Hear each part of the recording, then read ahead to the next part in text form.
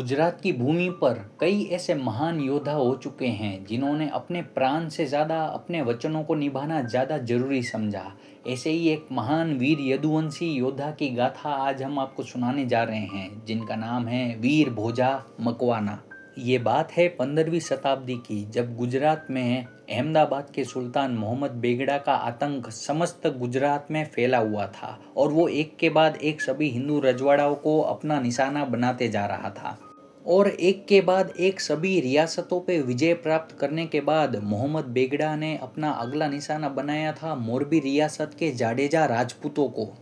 जब उस समय के मोरबी के राजा रणमल सिंह जाडेजा को इस बात की भनक लगी तो पहले तो उन्होंने एक योद्धा के समान युद्ध करना ज़्यादा उचित समझा। हालांकि वो इस बात से अच्छी तरीके से वाकिफ थे कि उनकी सेना मोहम्मद बेगड़ा की सेना के सामने कुछ भी नहीं है, इसलिए उन्होंने मोरबी से पलायन करना ही सही समझा।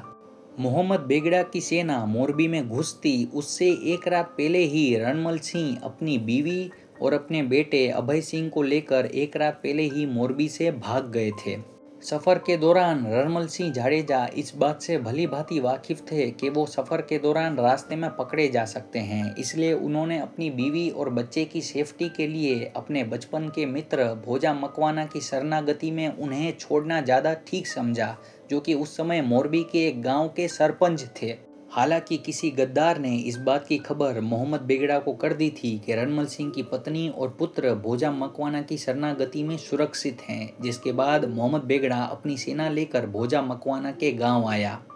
मोहम्मद बेगड़ा गांव में पहुंचता उससे पहले ही भोजा मकवाना ने रणमल सिंह की पत्नी और पुत्र को एक सेफ जगह पर छुपा दिया था, क्योंकि भोजा मकवाना ने रणमल सिंह को वचन दिया था कि वो मरते दम तक रणमल सिंह की पत्नी और पुत्र के प्राणों की रक्षा करेगा। और जब मोहम्मद बेगड़ा के समक्ष भोजा मकवाना को प्रस्तुत किया गया तो उसने सबसे पहले भोजा मकवाना को पैसों से तोलने की कोशिश की। उसने भोजा मकवाना को एक के बाद एक बहुत सारी लालच दी, लेकिन भोजा मकवाना टस से मस नहीं हुए और उन्होंने साफ साफ रणमल सिंह की पत्नी और पुत्र की लोकेशन बताने से मना कर दिया।